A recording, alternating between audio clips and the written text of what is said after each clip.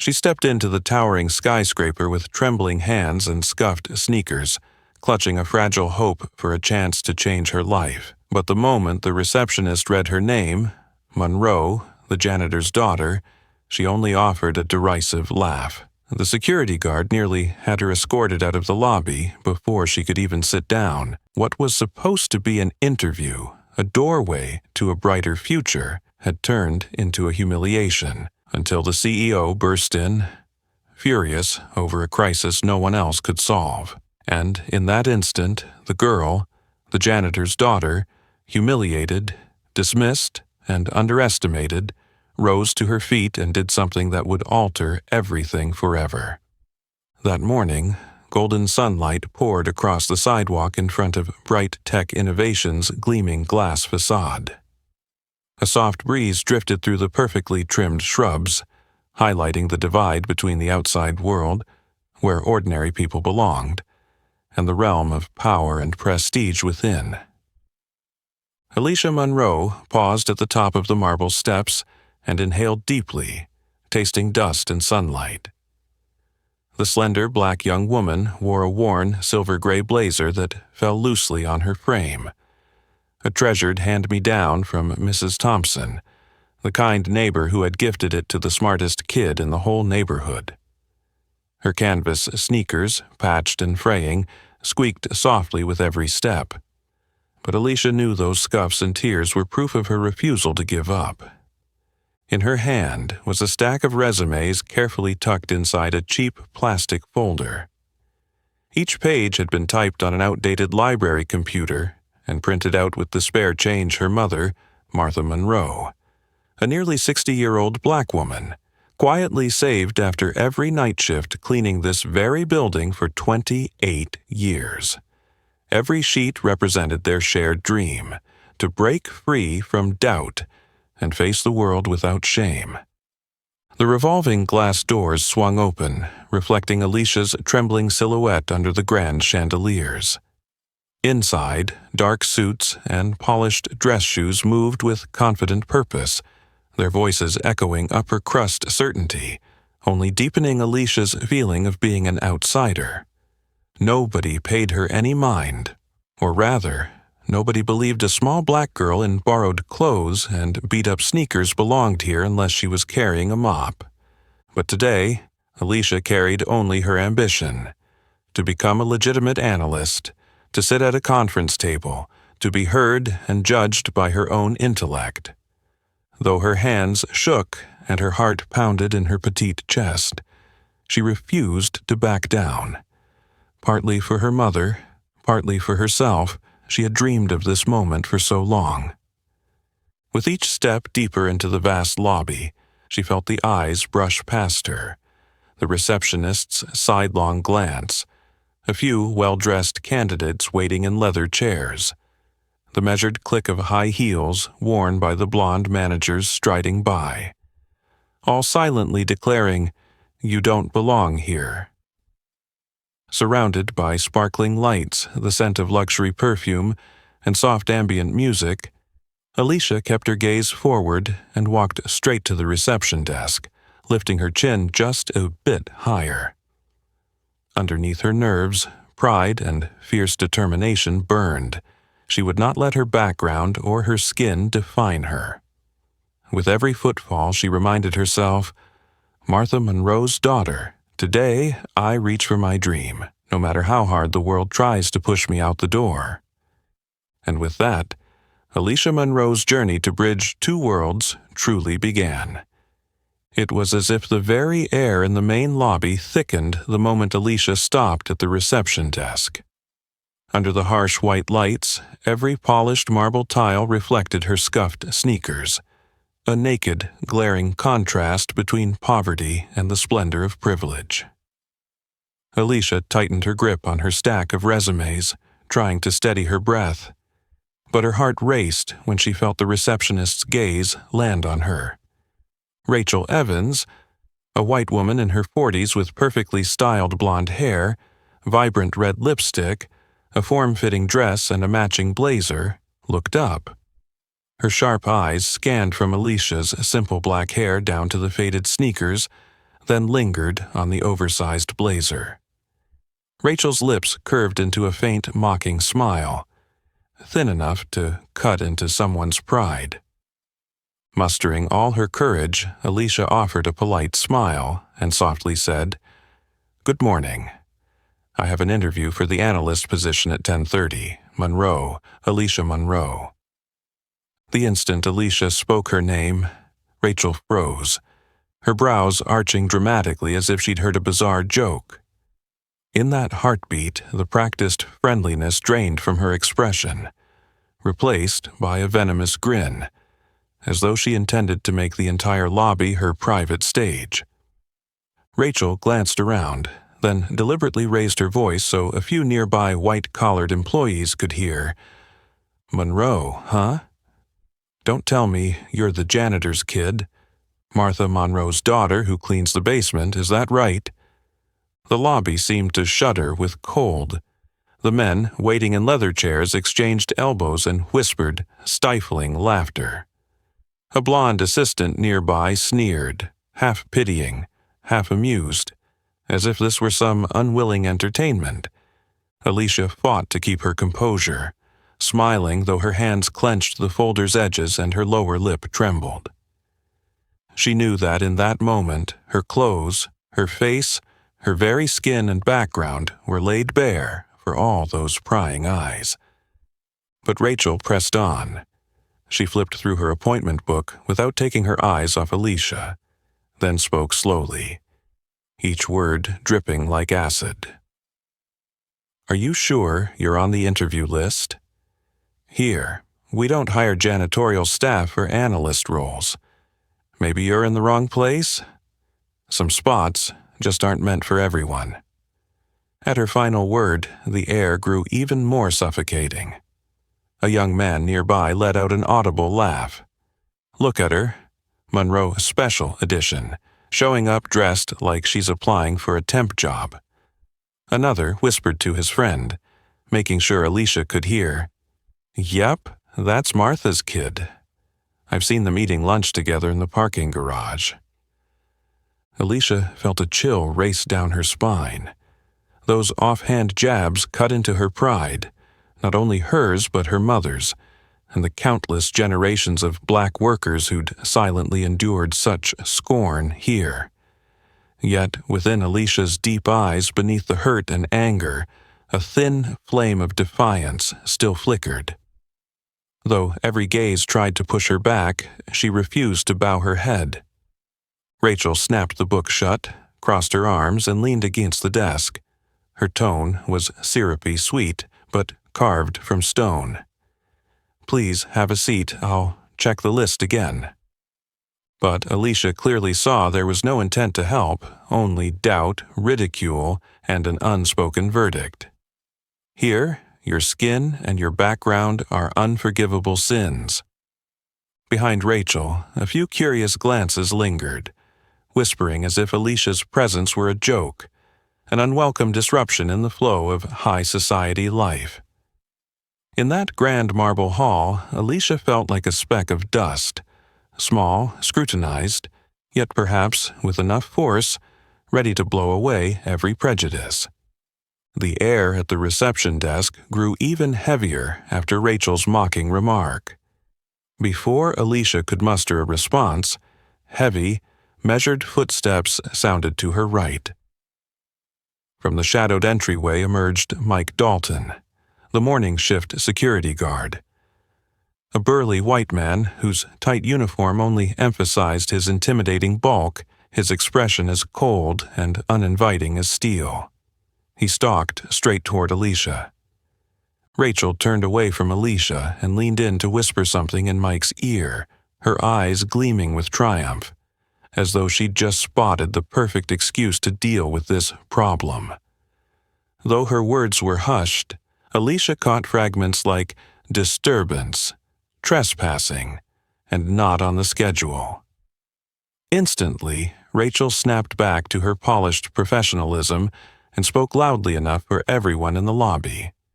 "This isn't a public lounge, especially during work hours. We don't admit anyone without a properly confirmed appointment." Like a well-oiled machine, Mike closed the distance and stood directly in Alicia's path. His glare traveled from her head to her feet, not so much watchful as openly contemptuous. In a low, gravelly voice laden with entitlement, he said, "People like you shouldn't be wandering around here, understand? This is a workplace for those who actually belong, not somewhere to hang out." He paused, nodded toward Rachel, then added with chilling calm, "You should head back to the basement where your mother works. We keep tight security here. Don't want any trouble." Alicia gripped her folder, fighting to keep her hands from shaking under the weight of authority bearing down on her from both sides. Mike's guard uniform on one flank, Rachel's sharp smile on the other.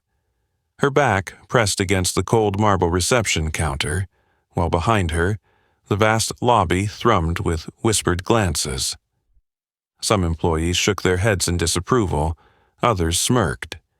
Yet not one person spoke up or offered support. She swallowed hard and met Mike's eyes without flinching, though shame flooded her chest. It was clear now, her presence here, her skin, her lineage, was never meant to be normal. It felt as though a single look, a stray gesture, even a different breath might be enough justification for them to wield their power and expel her from this space for the worthy. Rachel folded her arms and leaned into Mike, her tone honeyed but edged like a dagger. If Miss Monroe really did have an appointment, it must be some kind of mix-up. Best thing is to return to the basement with your mother, or just leave the building quietly. Tension coiled in the air, threatening to erupt if Alicia dared raise her voice. A few women passed by, lips curled in disdain as they whispered, "She's just in everyone's way." A man in a red tie brushed past and deliberately jostled Alicia's shoulder without so much as an apology. Alicia took a steadying breath, lifted her chin, and let her eyes reflect the sting of insult and the quiet fury within. Memories of her mother's years of silent endurance rose in her mind. Martha's uncomplaining resolve, despite every indignity. Thinking of her, a surprising strength and fierce pride flickered in Alicia's heart, something no number of cruel taunts or disdainful glances could extinguish. But before Alicia could summon a retort or plea for help, another sequence of events snapped the moment's momentum. Hurried footsteps, the rustle of papers thrown down on the desk, and a new, authoritative voice echoing from the corridor, like a second wave poised to shatter every lingering prejudice in this place. The air in Bright Tech's main lobby felt suffocating under the simmering tension of thinly veiled jabs, condescending gestures, and the prying stares of Mike and Rachel. Alicia remained rooted in place, her back lightly pressed against the icy reception desk. She gripped her stack of documents, head bowed just enough, but her eyes held a steely resolve behind long lashes. In that instant, the entire world contracted into a cramped space where racism and classism clung thicker than the grime on the skyscraper windows her mother polished each night. Then, in a heartbeat, an unexpected chain of events shattered the stifling atmosphere as if an invisible hand had upended the power balance. From the hallway leading to the executive offices came the rapid staccato of footsteps across the marble. Not the soft click of heels from managers or analysts, but decisive, urgent strides driven by someone under immense pressure. At the front strode a tall, broad-shouldered man in his mid-50s, salt and pepper hair immaculately trimmed, a navy suit without a wrinkle, eyes cold and piercing. Douglas Blake, the formidable CEO of Bright Tech Innovations. His reputation extended far beyond tech circles, a ruthless leader who brooked no failure or mediocrity. To his staff, he was a blend of dread and admiration, a living symbol of iron discipline and emotionless efficiency. He carried a thick bundle of papers, clipped together haphazardly, edges dog-eared. A rare sight for a man so exacting. His jaw tightened, lips pressed into a thin line of barely contained fury. 2 senior assistants, a man and a woman, followed closely, pale and sweating despite the roaring air conditioning. In only a few strides, Douglas loomed over the reception desk, unconcealing his ire. He slammed the dossier onto the marble counter. The resounding thud echoed throughout the lobby. Staff, who'd been watching the unauthorized guest spectacle, jumped in their seats and retreated to their stations as if a storm had just struck. Douglas's voice thundered, low and lethal, like a war drum rallying troops. "Who here can solve this data crisis for me, huh? Where's your analytics team? All those MBA geniuses. Have they all thrown up their hands?" His steely gaze swept the room, stripping away every mask of those cowering beneath. It paused briefly on Alicia, as if he saw her vulnerable presence, but in his rage, social strata dissolved. Rachel's composure cracked. Her face tightened even as she struggled to maintain her polished veneer. She stammered, seeking to belittle Alicia. "Mr. Blake, I'm handling an outside situation. She's not staff and could cause a disturbance. I was about to have security escort her out." With a single glare, Douglas cut her off, dismissing her words as irrelevant. He cared nothing for outsiders, people of color, or janitors' children. He cared about one thing: fixing the data meltdown. He brandished the papers before them. "I don't care who fixes it, janitor, intern, or my dog. If it gets done, I want it now. We have a board meeting in 2 hours. Without results, nobody here walks away happy." Silence fell like a shroud. Those who'd mocked Alicia now exchanged anxious glances, some avoiding Douglas's eyes entirely. Brian Carter, the CFO, peered from the hallway corner, recoiling as if from an explosion. In that moment, bias yielded to a new, universal fear: being called out, given a task beyond one's abilities, or, worse, exposed as incompetent by the CEO himself. Alicia, meanwhile, stood statuesque, her mind racing from fear to confusion to a glimmer of hope. This might be her chance to prove her worth, yet any misstep could mean permanent exile. Mike, still guarding her path, turned to Douglas in half-meek, half-territorial tones. "Sir, I'll remove her from the lobby so as not to disturb." Rachel's eager expression begged for permission to banish Alicia, but Douglas silenced them both with a dismissive wave. Those moments stretched on, clocks on the wall, and passing footsteps seemed to pause, leaving only Douglas's icy stare scanning each face. Then he locked eyes with Alicia. The small black girl pressed against the wall and barked, "Who are you? What are you doing here? Do you know anything about data analysis?" The lobby froze, all gazes fixed on Alicia, awaiting an awkward confession or the dramatic ejection they'd been primed to enjoy.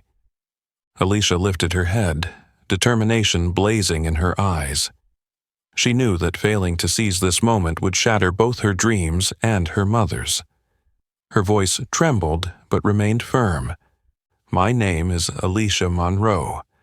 I have an interview for the data analyst position, but if there's an issue with the report, I can try to help." Her words rang clear through the tense hush. No one expected the janitor's daughter, the black outsider just dismissed, to volunteer in place of the company's experts. Some scoffed. "Who does she think she is? Standing on our data team's shoulders." Rachel ground her teeth. So delusional, completely embarrassing. Mike hissed a warning. "If you take this on, you're asking for trouble." But Douglas was different. His gaze softened from cold to intrigued. Intrigued not by her audacity as an outsider, but by her rare confidence. He neither sneered nor scowled, but stared at Alicia a moment longer, then unexpectedly handed her the dossier, voice steady. 5 minutes. If you identify the problem that the data team couldn't, I'll personally interview you. If not, you'll leave this building forever. The lobby seemed to hold its breath. Rachel froze, Mike's eyebrows shot up, and curious staff gathered by the glass-walled meeting room, where Alicia now had exactly 5 minutes to make or break her fate. And just like that, the power balance in Bright Tech's grand lobby reversed. No more insults, no more blatant bias, no more petty cruelty. Everything was swept up in a real storm, the storm of opportunity, where the final verdict would be decided by intellect, not skin color, status, or favoritism. With fear, pressure, and humiliation still fresh in her mind, Alicia straightened and stepped toward the glass-walled meeting room. Her steps no longer trembled. They carried the weight of courage, a burning drive to prove herself, and the silent pride of a daughter long marginalized. She knew this test wasn't just for her. It carried her mother's hopes and the unvoiced dreams of countless unseen black workers lost within the city's glittering facade. Outside, Rachel and Mike, two embodiments of entrenched prejudice, still lurked. Rachel's eyes followed Alicia with cold resentment, thinking, "Let her try. When she fails, I'll be the first to show that people like her don't belong here." But history is often written in its most unexpected moments, and those in power don't always get the final say. The rising tide was ready to sweep away the old guard, ushering in a new battle, one waged by wit, grit, and unwavering self-belief. The air in Bright Tech's grand lobby, already thick with tension, grew even heavier with astonishment and skepticism. Whispers and sideways glances, from the hallway to the coffee bar, converged on Alicia Monroe, the small black girl standing before a sea of white faces in polished suits and glass walls, a world that had never been hers. Then, in that hush, Alicia's voice rang out clear and unwavering. "I want to try." Her words cut through the murmur like a bell tolling at market time, snapping every head toward her, only for the whispers to swell again a moment later, this time laced with mockery and blatant prejudice. An older man with salt and pepper hair, a longtime colleague of Alicia's mother, smirked as he leaned in to whisper, "Who does she think she is? A black girl, the janitor's daughter, daring to take on a job the entire analytics team wouldn't touch." In a corner, two young female employees, who'd never spoken to Alicia's mom beyond, "Ma'am, could you clean here, please?" snickered. "Let's see what that poor kid can do. At best, she knows how to scrub toilets. Data analysis, not so much." Mike Dalton stood frozen, disbelief etched on his face. He shook his head at Rachel, as if expecting her to reassure him that it'll all end soon, she'll be embarrassed. Rachel's brow furrowed, and her grip tightened on the countertop. For the first time that morning, the woman who ruled the reception desk felt something like genuine anxiety. Not fear that Alicia might succeed, but fear that success would shatter their carefully ordered world. Yet Alicia remained unmoved. She kept her palms from showing their sweat, hid her ragged breath beneath her borrowed blazer, and fixed her gaze on Douglas Blake's broad back and stern profile, the man who'd just granted her this extraordinary chance. Douglas said nothing further, studying her with an inscrutable mix of doubt and silent expectation. Without a word of comfort or condescension, he placed the thick dossier on the glass conference table and declared with finality, 5 minutes. If you solve it, I'll be the first to interview you. If not, this ends here." To Alicia, his words were both command and promise, the single lifeline in a sea of strangers and prejudice. Those 5 minutes weren't merely to crack a data set. They represented her history, her honor, and the future she and her mother had dreamed of. She squared her shoulders and walked toward the glass-walled meeting room. Each step banished a shred of fear, even as shaking heads, mocking laughter, and contemptuous stares clawed at her back. Inside the conference room, morning light poured through thick windows, illuminating the cold tabletop and its mountain of paperwork. Alicia sat down, her hands still trembling, eyes blazing with focus. She glanced at the wall clock, each second stretching like an eternity. Outside, curious onlookers pressed their faces to the glass, certain no black girl in worn clothes could alter the fate of a major corporation. Mike stood guard just beyond the glass, arms crossed, eyes sharp, ready to haul her out at the first sign of irregularity. Rachel hovered by her phone, shooting sly smiles whenever Alicia paused to write, as if savoring the moment before her inevitable fall. The lobby's buzz grew louder. Steve, a younger guard no less prejudiced, leaned in and whispered, "If she actually pulls this off, I'll volunteer to mop floors for Martha." Laughter rippled through the crowd like cracks in safety glass, thickening the tension. Alicia knew they'd gathered not to applaud, but to watch her fail. Every smirk and tilted head was a slap to her pride. Yet inside those four walls she chose silence, letting the numbers, not her background or skin color, deliver the verdict. Time ticked on. Each second stretched taut against everyone's nerves. Mike shifted impatiently. Rachel rose to adjust papers, furtively checking her watch. Some passers-by even raised phones, ready to capture the historic moment of her collapse. What none realized was that, in that very instant, Alicia Monroe, the janitor's daughter who refused to bow to injustice, was rewriting the narrative no one in Bright Tech's grand lobby dared to imagine. The air in Bright Tech's grand lobby, already thick with tension, grew almost suffocating as astonishment and doubt rippled through the crowd. Every whisper and sideways glance, from the hallway to the coffee bar, zeroed in on Alicia Monroe, the petite black girl standing before a sea of white faces in polished suits and glass walls, a world she'd only ever observed from outside, peering through the foggy windows her mother cleaned at night.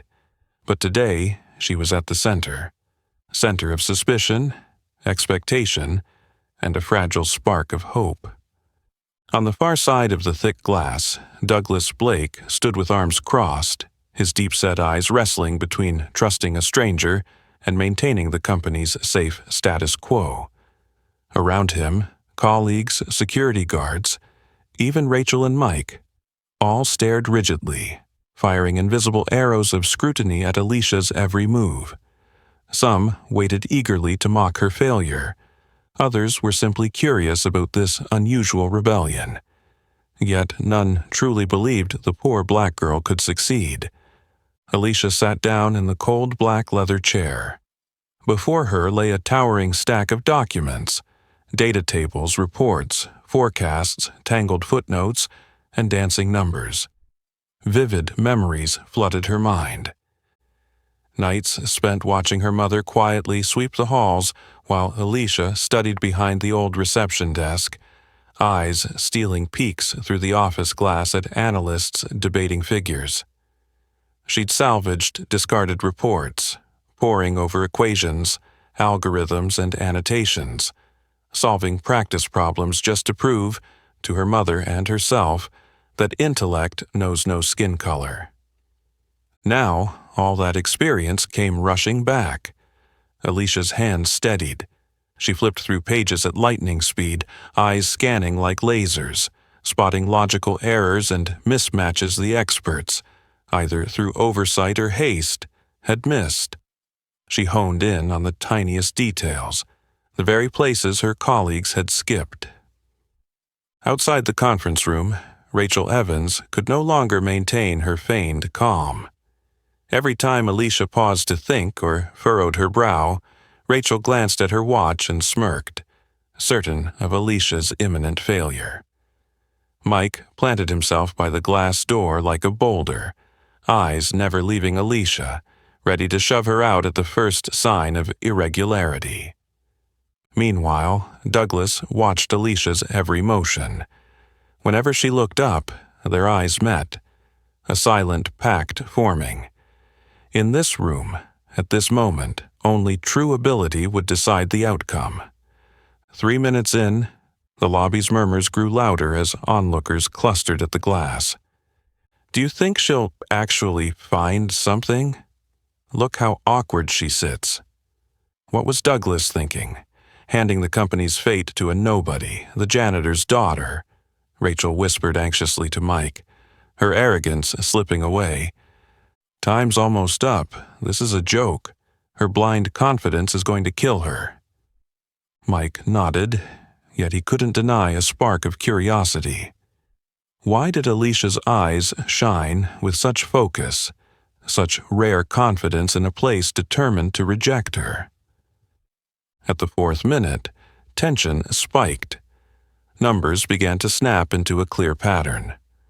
Alicia spotted an overlooked line in Q2 data, a raw material contract that had expired and gone unupdated in the price forecast model, throwing the whole dataset off. Her heart pounded. She underlined the critical entry, flipped back to the appendix to compare last year's contracts, and, relying on mental math honed from helping her mother balance the family's expenses, she quickly adjusted the model's formula. No computer, no software, just her mind and real-world problem-solving. At 4.5 minutes, Alicia looked up. She saw Douglas watching, intrigued. Rachel's lips curled in anticipation of her collapse. Mike kept glancing anxiously at his watch. Outside, employees pressed their faces to the glass, waiting for the janitor's daughter to finally buckle. But just as everyone braced for her defeat, Alicia calmly stood, clutching her annotated dossier. She tapped the glass tabletop once, an echoing signal marking the end of a battle only she believed she could win. The glass door slid open. Alicia stepped out, her gaze no longer fearful but shining with self-belief. She held the dossier toward Douglas and spoke with composed strength. "Here is the root cause of the discrepancies. The Q2 raw material contract expired and wasn't updated in the model, skewing every subsequent figure. By adjusting the model with the new contract terms, all the numbers realign." Douglas took the papers, flicked to the marked pages, and for the first time in ages, a flicker of genuine excitement lit his eyes, an emotion buried beneath the rigid rationality of countless disappointments. He signaled an assistant to verify. A few tense minutes later, the screen confirmed it. Every figure matched perfectly. Silence flooded the lobby. Rachel froze, knuckles white. Mike stepped back. His earlier menace gone. The crowd outside fell mute, unable to believe that the janitor's daughter, a black girl in worn clothes, outperformed both the analytics team and senior management. Douglas studied Alicia long and hard, his expression softening with admiration and respect, emotions rare for a CEO hardened by business battles. He spoke quietly, but his voice carried profound esteem. "What is your name?" Alicia answered firmly. "Alicia Monroe." Behind her, Rachel sagged, utterly drained of strength. Mike lowered his eyes, unable to meet Alicia's gaze. Douglas then turned to the entire lobby, his look saying plainly, "Sometimes the most extraordinary talent emerges from the least expected places."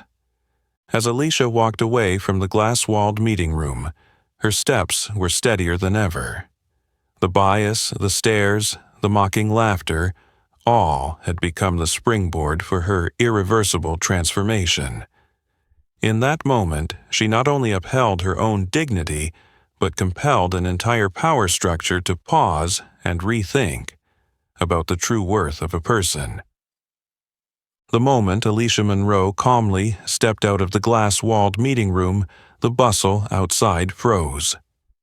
The crowd that had been laughing and jeering fell utterly silent. Every eye in that marble-floored lobby was fixed on her. The small black girl they'd dismissed as a speck of dust on Bright Tech's polished stone. Yet now, they were the ones stunned to witness something extraordinary unfolding before them. In her hands, she held only a creased packet of papers, some with hastily scribbled notes and numbers underlined in a dull pencil. There was no computer, no high-tech tool, no backstage support from anyone in the company. Just a keen memory, razor-sharp analysis, and the guts honed by years of growing up alongside her mother in those cramped basement corridors. Douglas Blake stood before her, arms folded, his previously steely gaze softened by genuine respect. He didn't rush to praise or draw conclusions. Instead, he flipped through Alicia's marked pages, checking each calculation and footnote with meticulous care. His assistant tapped away on a tablet, entering the numbers and matching them on screen, an atmosphere so tense you could almost hear it crack. Curious employees pressed their faces to the glass.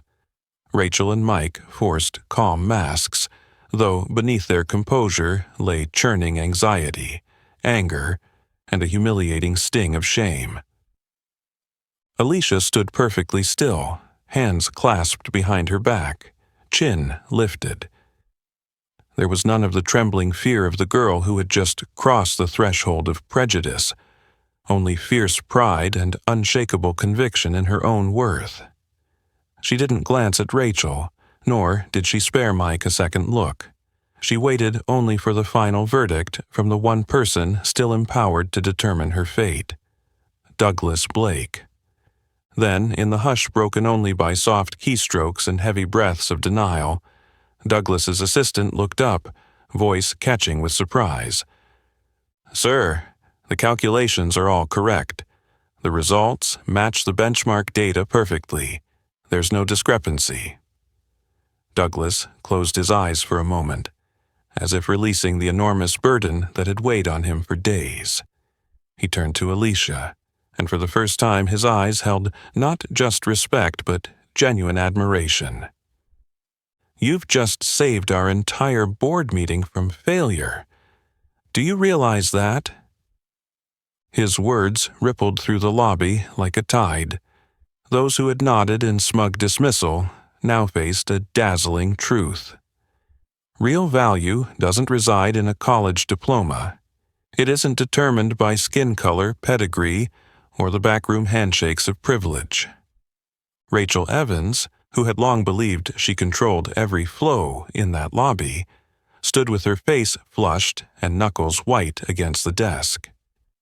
In her eyes, Alicia was no longer a mere speck to be swept away, but a whirlwind upheaving their familiar order.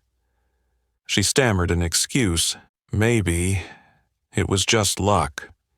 Perhaps our experts were tired and overlooked something.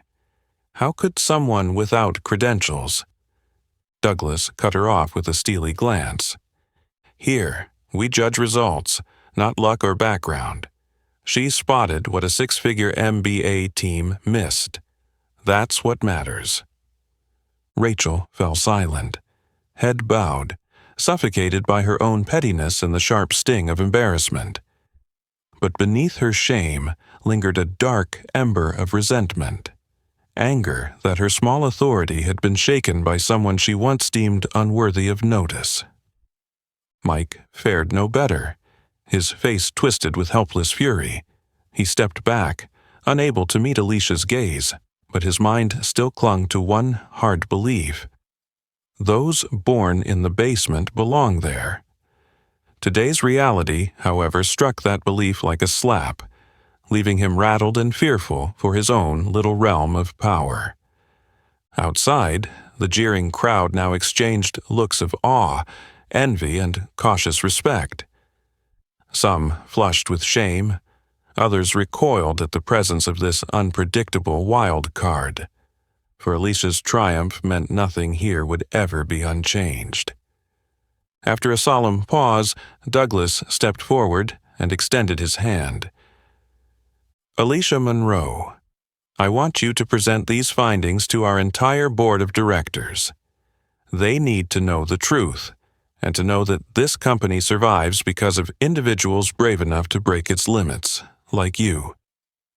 In that moment, the entire lobby fell into a deeper hush, broken only by the soft whoosh of the automatic doors. Alicia clasped Douglas's hand, feeling its firm assurance, and drawing from it a powerful surge of confidence. If you refuse to stop striving, no one, even the most powerful, can keep you from standing tall on intellect and dignity. She turned once more toward Rachel and Mike, saying nothing. No retaliation, no gloating. Her silence was reply enough. At that moment, any words of defense or denial would have been mere whispers drowned by the triumph of justice, courage, and unbroken self-belief. From this moment on, Alicia Monroe was no longer a shadow in the building's basement, no longer the janitor's daughter. She had shattered the greatest barriers of all, prejudice and indifference, and her journey, the journey of true intellect rising from obscurity, had officially begun, promising both formidable challenges and boundless hope ahead. The CEO's assistant's confirmation rang out in the hushed lobby like a thunderclap on a clear day. Alicia stood there, her hands still trembling from the tension, yet her face shone with a rare calmness. At that moment, Douglas Blake's gaze, so recently cold and detached, shifted through surprise, then respect, and finally settled on unshakable resolve. Without hesitation, and without so much as a nod to human resources, he declared, with the authority of a general on the battlefield, "Cancel all remaining interviews for today. Miss Monroe, come with me." His words dropped into the lobby like a command from on high, freezing everyone in place. Rachel Evans, no longer able to mask her panic, stood statue-still behind the reception desk. For so long she'd believed herself the gatekeeper of this floor. Now she was utterly powerless, her smug smile extinguished. Mike Dalton, ever eager to judge and enforce, hung his head, his broad shoulders shrinking inward. The rigid social order he'd taken for granted was crumbling around him. He had no excuses left, only bitterness, shame, and deep down, a trembling fear of the new world unfolding before his eyes. An awed silence held sway across the lobby. The mocking whispers had been replaced by murmurs of disbelief, admiration, and even envy. A few who jeered at Alicia now turned away, unable to meet her gaze, as though they feared seeing their own weakness reflected in her triumph. Douglas strode purposefully through the stunned crowd, not looking back. Alicia followed, her every step weighed with astonishment and pride, and, yes, a flicker of nerves, as she realized she'd just crossed a threshold she and her mother had only ever dared to dream of. They walked the gleaming corridor up to the topmost floor, to the reinforced glass doors guarding the executive boardroom, the very place Alicia had only glimpsed from hurried daylight shafts as she accompanied her mother after night shifts. She never imagined she would enter this space not as the janitor's daughter, but as the person who had just saved the company from a major crisis. The boardroom doors swung open to reveal a ring of power. Executives accustomed to million-dollar decisions, their eyes cool and their attire impeccable. Douglas led Alicia to the front with steady purpose. "This is Alicia Monroe, the person who solved the crisis our entire expert team overlooked. I'd like her to present these findings directly to the board. Leave prejudice at the door. Here, we deal only in truth." The initial hush in the room gave way to a tense hum of calculation. Some directors frowned, others exchanged uneasy glances, all registering shock to see a casually dressed black girl standing beside their legendary CEO. In those glances, Alicia sensed echoes of Rachel's and Mike's old contempt, but also a trace of discomfort. They no longer dared laugh. Instead, they silently challenged her with their unspoken doubts. Douglas handed Alicia the dossier and gestured for her to begin. She stood before the digital display, hands still slightly shaking, but as she walked through each calculation and logical step, her eyes glittered with pride, and her voice rang out clear and strong. I discovered that a raw material contract expired in Q2 and was never updated in the forecasting model. This single omission skewed every subsequent data point. By cross-referencing the appendices and adjusting the input formula to reflect the renewed contract terms, all discrepancies vanish. Here's the reconciliation. She presented fluently, fielding the occasional probing question from veteran board members determined not to let an outsider steal their thunder. Each time, Alicia's deep knowledge, self-taught analytical skills, and unwavering composure shone through, never once faltering. Outside the boardroom, Rachel curled up behind the reception counter, furious and envious. She furtively texted close colleagues, "It's just beginner's luck. She'll trip up soon enough." Mike lingered in the hallway, arms crossed, his expression a perplexing mix of anger and awe. The very idea that someone from the basement could outshine him struck fear deep in his core. Fear that tomorrow it might be his turn to be outpaced and sidelined. Inside, the room fell silent after Alicia's presentation. The directors conferred in low tones, some arching brows in surprise, others exchanging awkward apologies. A few of the older members scrutinized her not for her credentials but for her courage and transparency, qualities they'd long since lost to polished corporate performances. Douglas stood at her side, pride softening the lines of his face. He affirmed, "We've just witnessed someone with no formal credentials or insider status deliver what our highly paid experts missed. I believe in what Ms. Monroe has shown us, and I believe this is the future bright tech must embrace. A future unshackled from prejudice and complacent thinking." For a heartbeat, the room was still. Then, tentative applause broke out, first hesitant, then gathering strength. It wasn't just for Alicia. It was a recognition that a new era had arrived, one where true merit, courage, and decisiveness reigned supreme. Alicia felt the weight on her shoulders lighten, yet her final glance drifted to the glass walls where Rachel, Mike, and others who doubted her still lingered. She knew old prejudices wouldn't vanish overnight, but she also knew that from this moment on, she had shattered the greatest barrier of all. One's worth isn't defined by where we come from, but by the courage to stand up and do what's right, even when the whole world turns away. And so, atop Bright Tech's highest floor that day, the story of Alicia Monroe, the janitor's daughter who demolished entrenched bias with intellect and resolve, moved into its brightest new chapter. The air in the boardroom still hummed with the echo of approval when Douglas Blake nodded for Alicia to follow him into his private office, a vast space with floor-to-ceiling windows overlooking the city, reserved only for the most powerful. Every step Alicia took rang out on the plush, carpeted corridor, past rows of walnut cabinetry and towering potted plants, an opulent world utterly unlike the cramped basement halls she and her mother knew. The CEO's office door closed behind them, shutting out the noise, the judgments, the prejudice. Douglas settled into the massive leather chair behind his desk and gestured for Alicia to sit opposite him.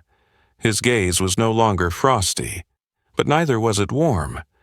Rather, it held the measured scrutiny of a man accustomed to sizing people up beyond a single victory. Silence reigned. broken only by the steady tick of an antique clock on the bookshelf. Douglas steepled his fingers and leaned forward, his voice low and razor-sharp. "Ms. Monroe, I want to know more about you, your background, your education, your experience. I don't tolerate ambiguity. I need to know who I'm placing my trust in." Alicia met his eyes, took a steadying breath, and replied in clear, unflinching tones. "I'm Alicia Monroe, daughter of Martha Monroe, who has cleaned this building for nearly 30 years. I hold no prestigious degrees. Everything I know about data and auditing, I taught myself, by digging through tossed-out reports, by listening to conversations while working night shifts with my mom, through observation, and a fierce desire to prove I'm more than the janitor's daughter." Douglas did not interrupt. His gaze sharpened, yet glimmered with surprise and interest. He enunciated each word. "No formal training? No internships? No classes in data analysis? All by observation alone?" Alicia nodded, pride gleaming in her eyes. "Yes, sir. I learned from what others considered trash. I practiced reconciliation and logical analysis on old charts, on scraps of paper, even on napkins in the basement cafeteria.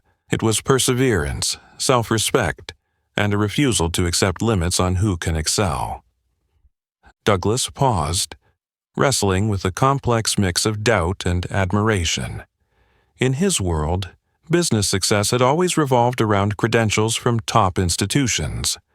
Alicia, this young woman who had done the impossible, was an anomaly nobody had prepared for. He swiveled slightly to gaze out at the flowing traffic below before looking back. "Do you know what I'm weighing, Ms. Monroe? At Bright Tech, I've met many talented people, but few who dared to challenge their own biases, and those of others. You've just shattered a major barrier. Yet to transform this entire system, you'll face even greater obstacles: suspicion, envy, and the covert sabotage of those who can't accept difference." Alicia absorbed his words, feeling their weight. She understood that at Bright Tech, power stood on invisible walls of pedigree, connections, and titles. Walls she was about to scale. Every glance, every whisper from this moment on could become a weapon.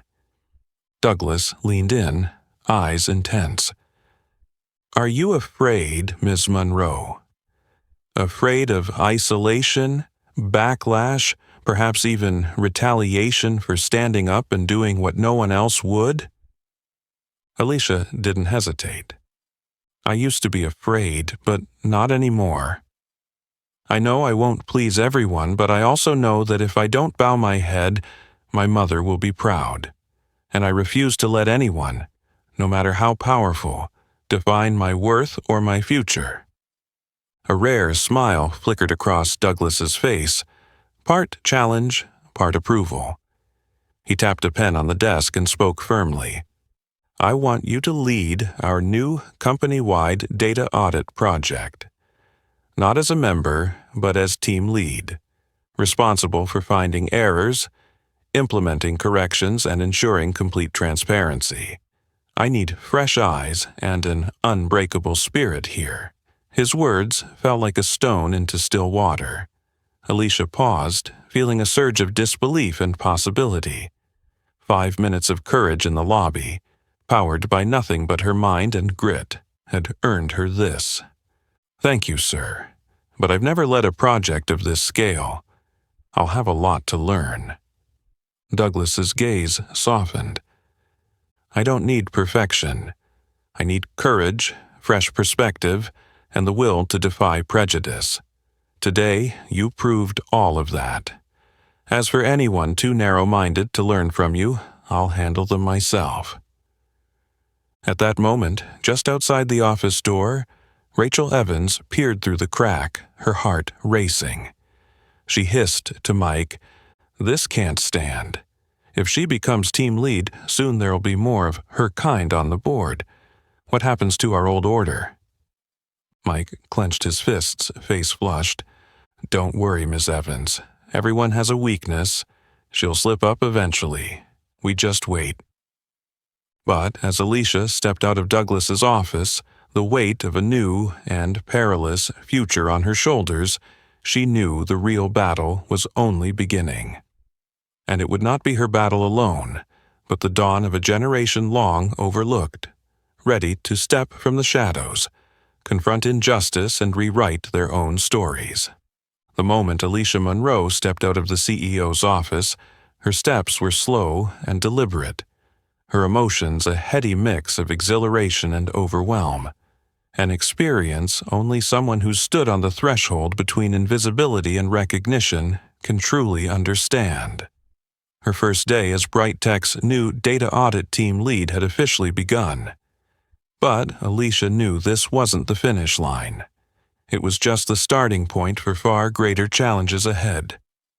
That morning, sunlight poured through the large windows on the 18th floor, casting a cool, almost harsh light across the boardroom.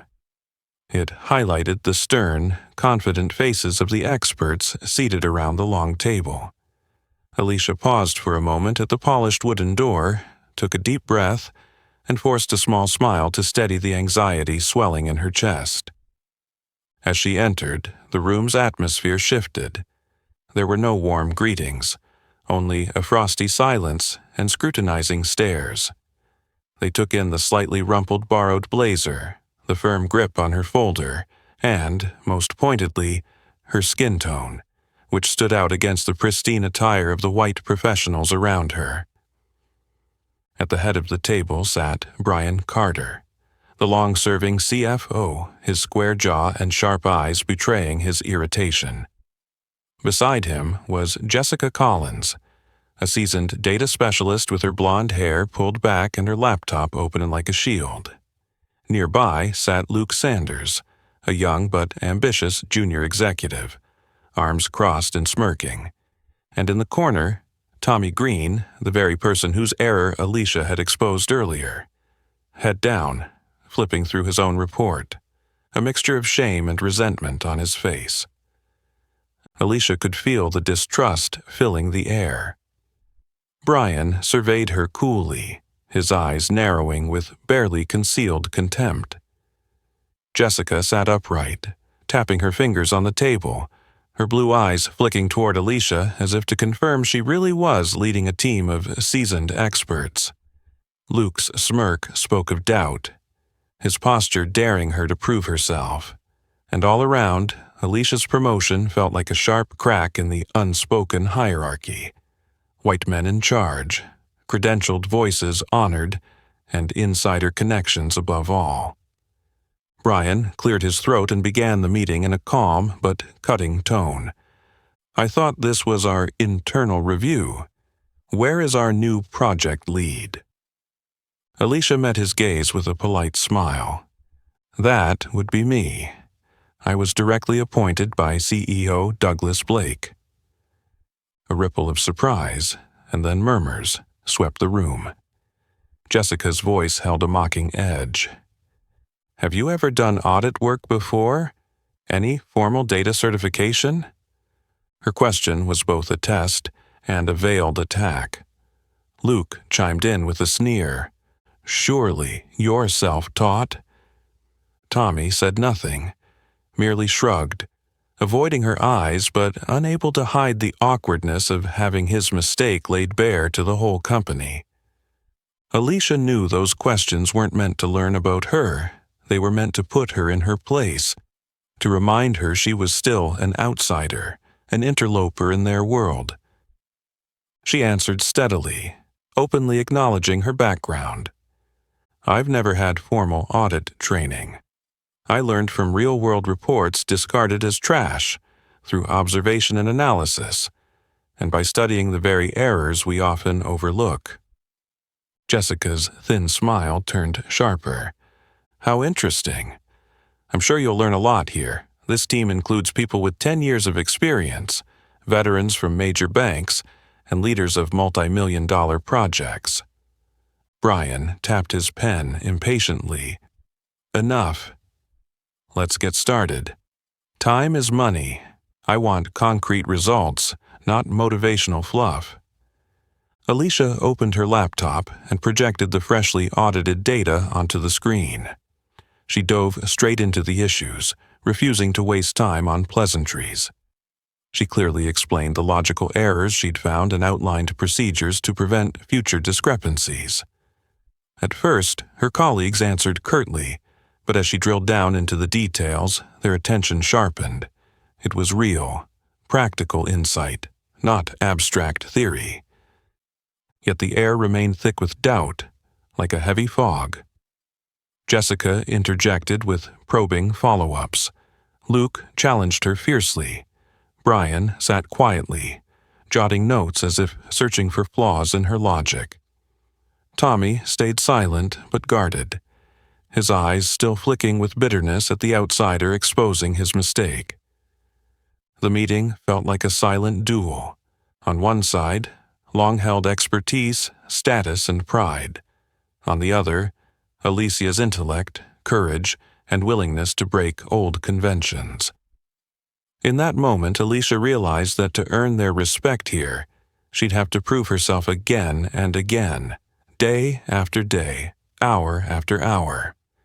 And perhaps her toughest battle wouldn't be with numbers, but with the biases, wounded egos, and simmering envy of those around her. She inhaled deeply, recalling her mother's words. Don't wait for someone to give you a chance. Become someone they can't ignore. With that resolve burning inside her, Alicia quietly readied herself for the longer, fiercer fight. A journey in which every small victory would be earned with sweat, pride, and unwavering persistence. The tension in the boardroom was still thick with wariness and suspicion, but Alicia knew she couldn't start anything new by hiding or staying silent.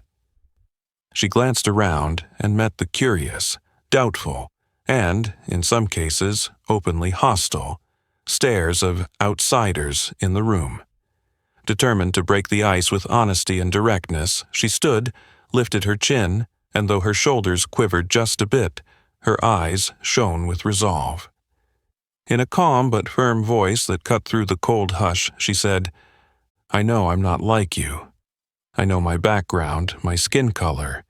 Even the fact that I don't come from a prestigious university makes me hard to accept. But I'm not here to take anyone's place. I'm here because I see the gaps we sometimes miss, because we're rushed or because we're biased. Let me prove it by what I do, not by my resume or my skin. For a moment, the room fell utterly silent. Brian Carter looked up, impassive, neither smiling nor frowning, but thoughtful. Jessica Collins cracked a half-smile, then bit her lip, surprised by the fearless openness. Luke Sanders smirked, partly mocking, but his eyes flickered with something like respect, as if he'd just spotted a real challenger.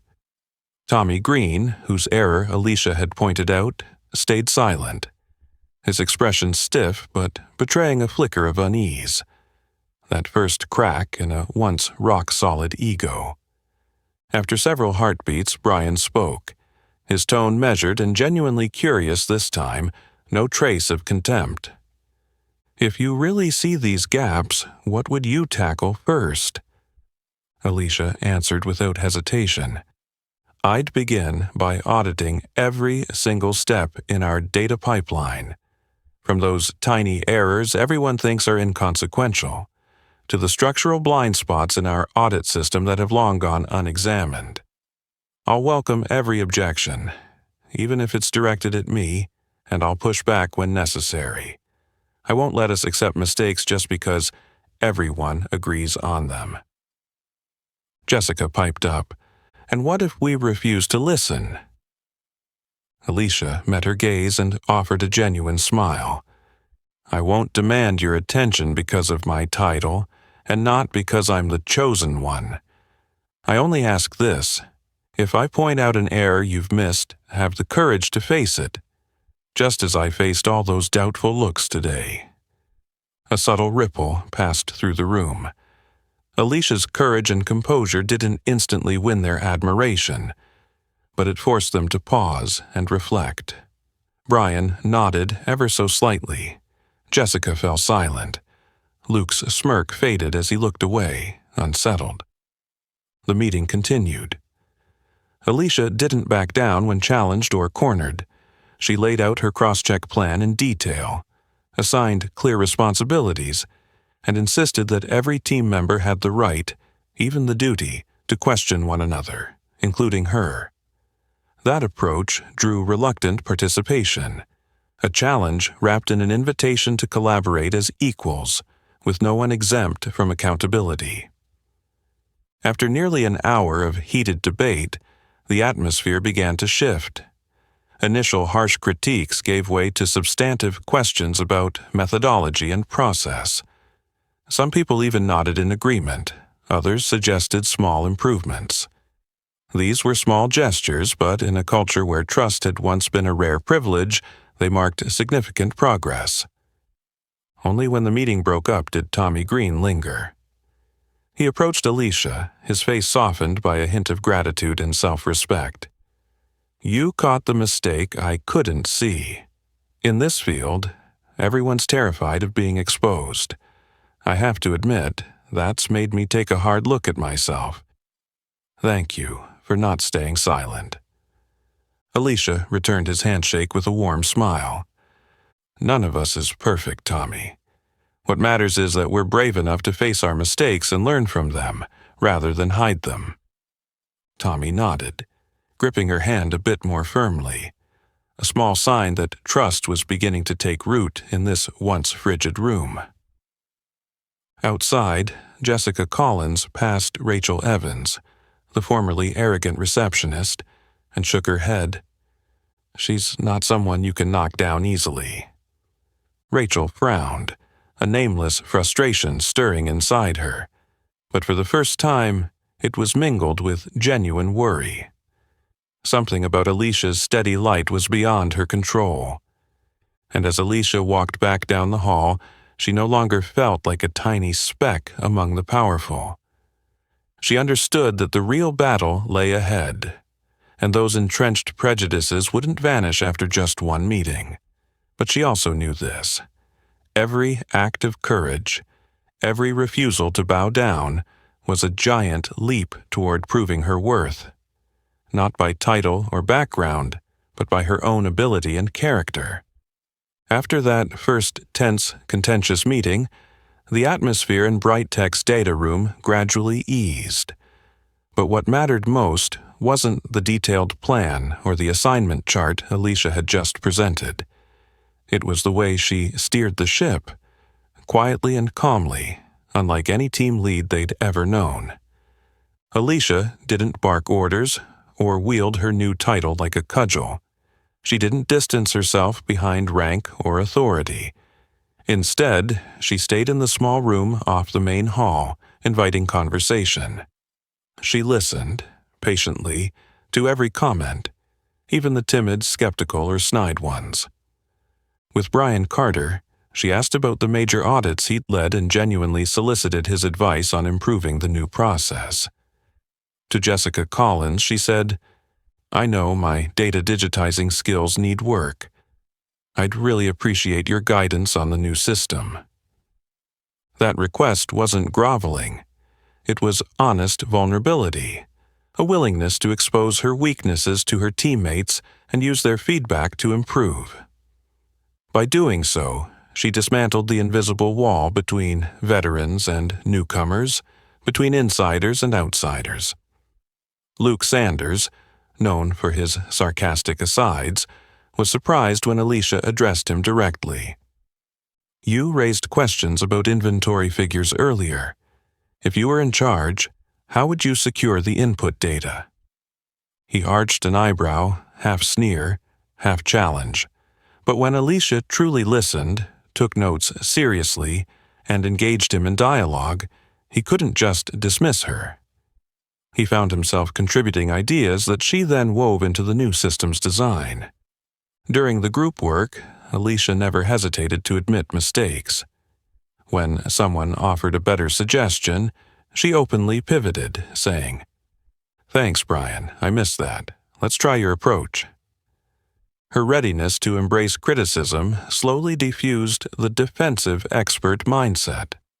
The team began to see her not as the CEO's favorite or an outsider, but as a real colleague, someone committed to results and the group's collective growth.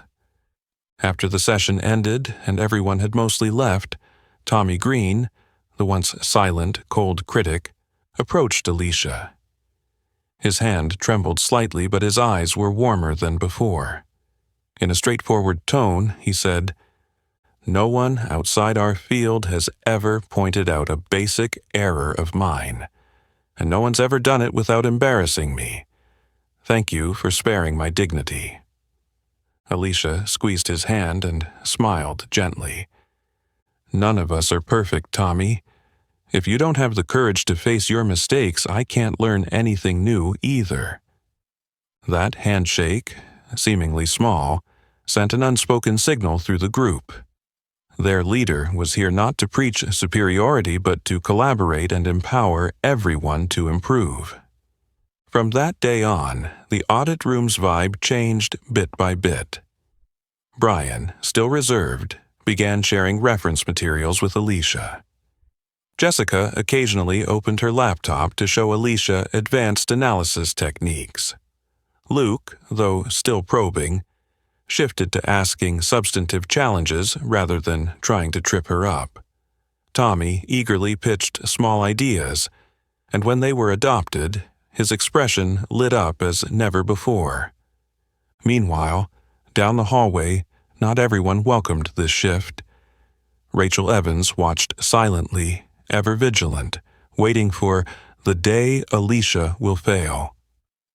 Mike whispered to the other guards about affirmative favoritism, hoping to find allies in a system that was changing beneath their feet. Amid that charged atmosphere, Alicia felt the weight of her role more keenly than ever. She knew that to turn skeptics into true teammates, she had to be persistent, upholding integrity, listening with empathy, and standing firm on principles.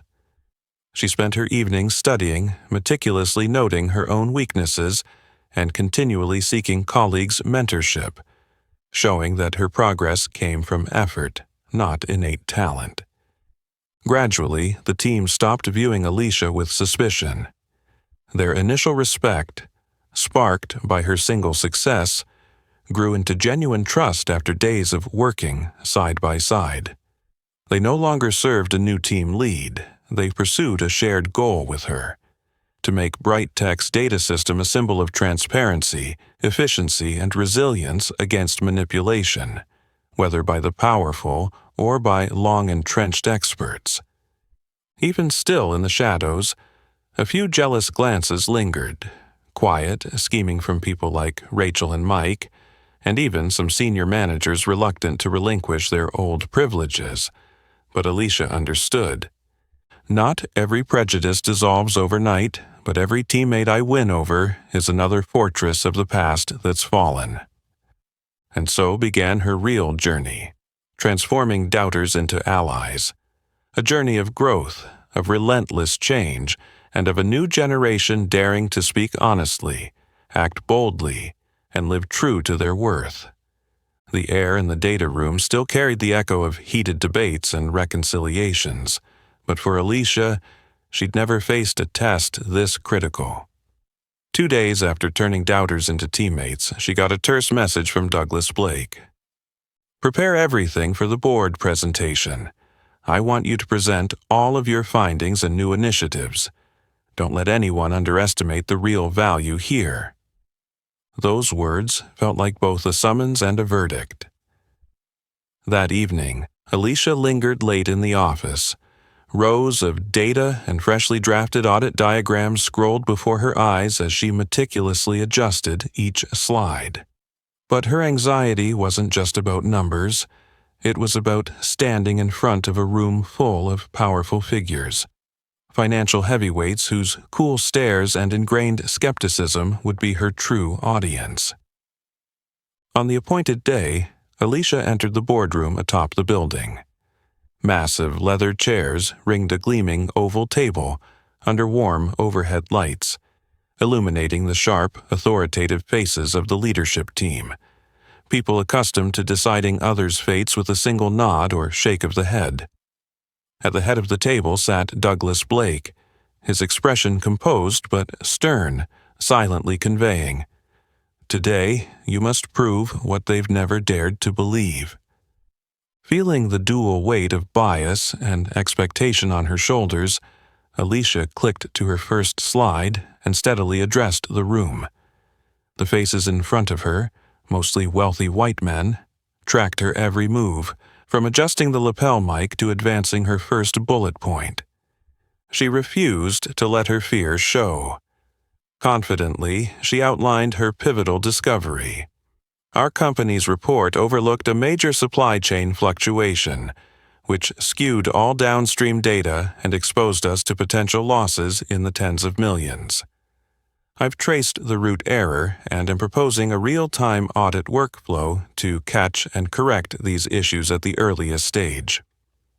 Using side-by-side comparisons and clear visuals, she demonstrated how the old process fell short and how her solution closed the gap. Her team, once skeptical, now sat ready to support her, fielding questions from the board and proving the unity she had fostered. But it wasn't just technical scrutiny. One board member, Mr. Walton, chairman of a major investment fund, known for his incisiveness, arched an eyebrow and asked coldly, "Your presentation is compelling, but tell us, what makes someone without a prestigious education confident enough to stand here, instead of the highly paid experts we employ?" All eyes shifted to her. The room felt frozen. Not because they sought another technical explanation, but because they were challenging her very right to be there.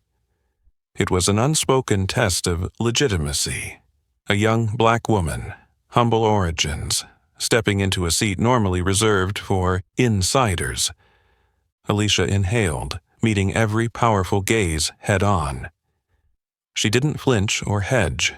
With quiet pride, she replied, "I was raised in this very building. My mother, Martha Monroe, has cleaned these halls for 28 years. I may not have attended an Ivy League, but I learned from every footstep, every midnight sweep. I studied the work of the experts here, read the discarded reports they no longer needed. I taught myself everything else with the pride, persistence, and belief that intelligence has no color or pedigree." A few brows knitted in discomfort, but here and there a slight nod. At the end of the table, Douglas allowed a subtle flourish of pride to cross his face. Alicia pressed on. "I'm not here to replace anyone or demand special treatment. I'm here to show that this company grows stronger on genuine value, transparency, intellect, and collaboration, regardless of background or status." A hush fell. Mr. Walton leaned forward, his tone still cool but less cutting. "If this model fails, who will be held responsible?" She answered without hesitation, "I will. But I believe, and I trust this team, that we will not fail." Her words were more than personal commitment. They were a direct challenge to the long-standing, unseen biases of the system. In the back row, Rachel Evans watched with seething anger and growing unease. Mike, normally brash, leaned toward a colleague, but for once didn't dare scoff. When Alicia finished, the room remained silent for a heartbeat. Then Mr. Walton let out a low chuckle and nodded. "Very well. This company does need fresh air. Let's see how it plays out in practice." A cautious round of applause began, tentative at first, then growing in strength. Douglas Blake stood and shook Alicia's hand in full view of the board. It was more than a personal gesture. It was an official declaration. A new generation, a new set of values, had finally been recognized at the heart of what had once been their forbidden territory. In that moment, though she knew many challenges still lay ahead, Alicia understood one undeniable truth. She had stepped out of her mother's shadow and out from under prejudice to stand proudly in the light, propelled by her own ability and self-respect. The last rounds of applause died away, but the boardroom still buzzed with the afterglow of Alicia's stellar presentation and her bold commitment. Douglas Blake's gaze had shifted entirely. He rose from the head of the table, his voice calm yet more resonant than ever before. In my career, I've reviewed thousands of impressive diplomas and hired countless experts from Ivy League schools, Harvard, Stanford, you name it. But today, more clearly than ever, I see that it's true talent, tenacity, and courage that determine a team's success, not a glossy resume or a storied pedigree. He swept his eyes across the board members, his tone weighty. I propose we establish a new data audit division to safeguard transparency and sustainable growth at Bright Tech. And there is no one more deserving to lead it than Alicia Monroe, the team lead who just saved this company from a multi-million-dollar disaster. The room stilled. At first, hesitation flickered across the directors' faces, surprise, wariness, even skepticism. These were men accustomed to wielding power, many of whom had never had to listen to anyone beyond their inner circle. Yet here they were, confronted with a black woman from the humblest background, a janitor's daughter who once moved unseen through these halls, now standing at the center of their authority. Alicia's skill, resolve, and composure forced them to re-examine their long-held criteria for leadership.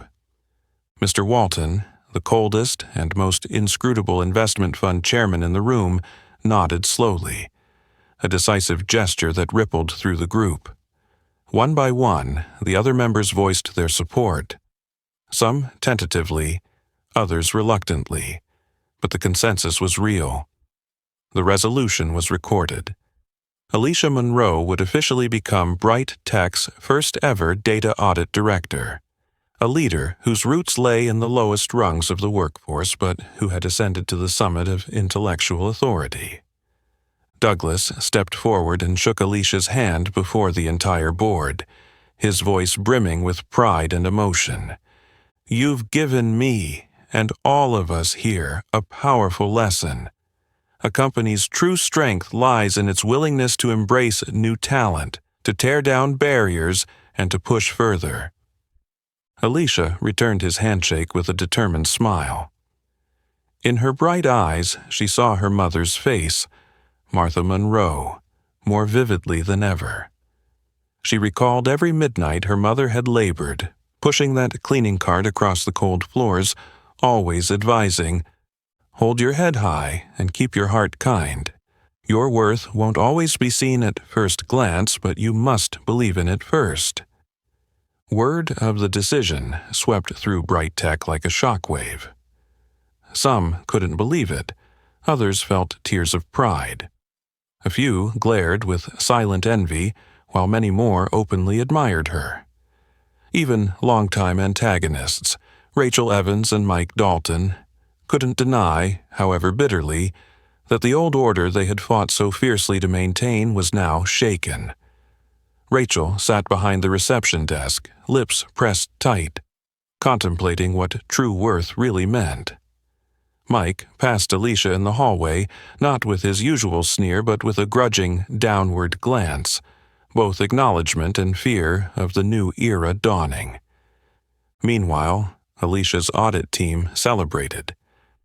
Tommy Green clasped her hand in front of everyone. "If you hadn't called me out, I'd never have realized how badly I was mistaken about my own ability. Thank you for saving my dignity." Brian Carter shared his decades of insight unprompted. Jessica Collins sent her first-ever email, "Thanks to our new director for inspiring me to learn more."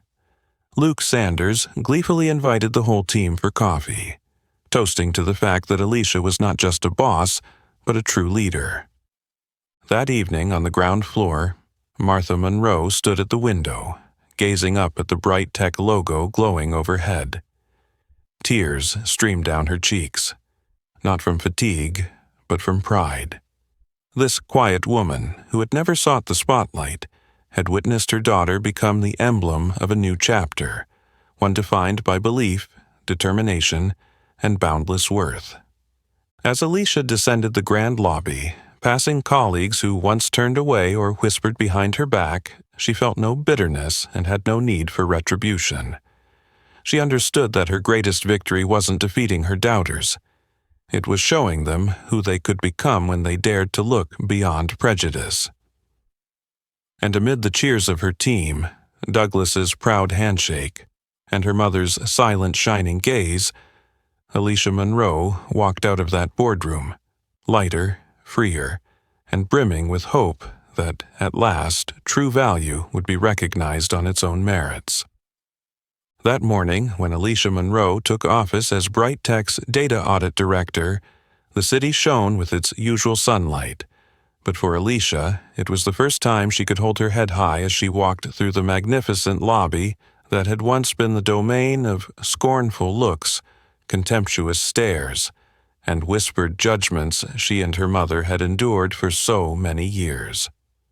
Beside her was Martha Monroe, her silver-haired mother in a familiar, well-worn coat, her back bowed from years of silently cleaning these halls through long nights.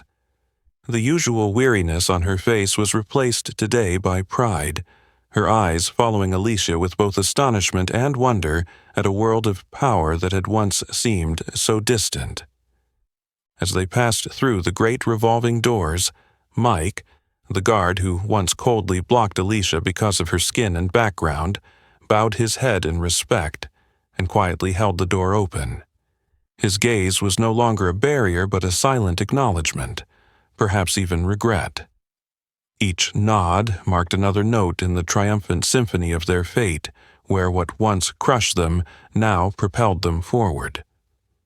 Inside the lobby, Rachel Evans, the once arrogant receptionist who had voiced the building's unspoken prejudices, rose and averted her eyes. Then, in a hushed voice just loud enough for Alicia to hear, she muttered an apology. I'm sorry for what I said before." Alicia paused for a moment, then replied with gentle understanding. "The past can't be changed, but the future can. I hope that one day you too will feel proud to see true value recognized here." Her words were neither retaliation nor a rehashing of old wounds, but a quiet reminder of growth, forgiveness, and the power to transform hate into motivation for change. Alicia then led her mother down the ground-floor corridor, past the portraits of the company's founders and row upon row of luxurious offices that had once been forbidden territory. Her new colleagues, those who had doubted her, now greeted them with smiles. Some even bowed in genuine respect to Martha Monroe, not as the janitor, but as the mother of a leader in whom the entire company had learned to place its trust. At the end of the hallway, Alicia stopped before the grand boardroom where she would, that very morning, take the director's seat. A seat once reserved for those with illustrious pedigrees or high-powered connections. She squeezed her mother's hand and said, voice thick with emotion, "Mom, I've saved a seat for you at the table of the most powerful people here. Today, I want you right by my side, so you know that every sacrifice, every tear, every late night you endured has never been in vain." Tears filled Martha's eyes as she embraced her daughter, a hug that spanned a lifetime's journey from the dark basement to the highest floors, from tears of endurance to tears of pride.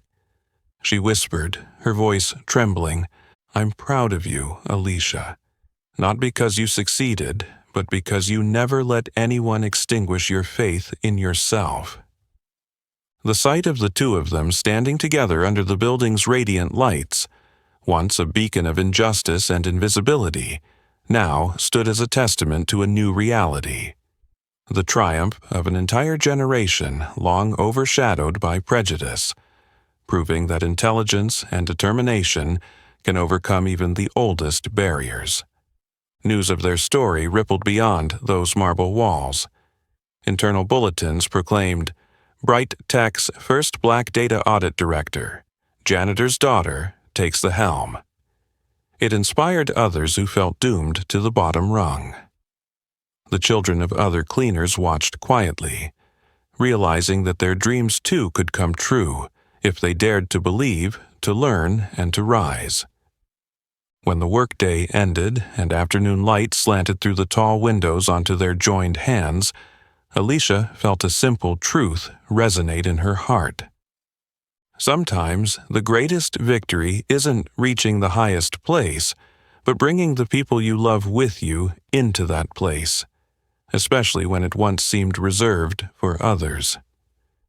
And so their story closed, not with applause or fanfare, but with a mother and daughter bathed in light, in a new world where true worth is finally honored, a fresh chapter of hope and recognition unfolding before them.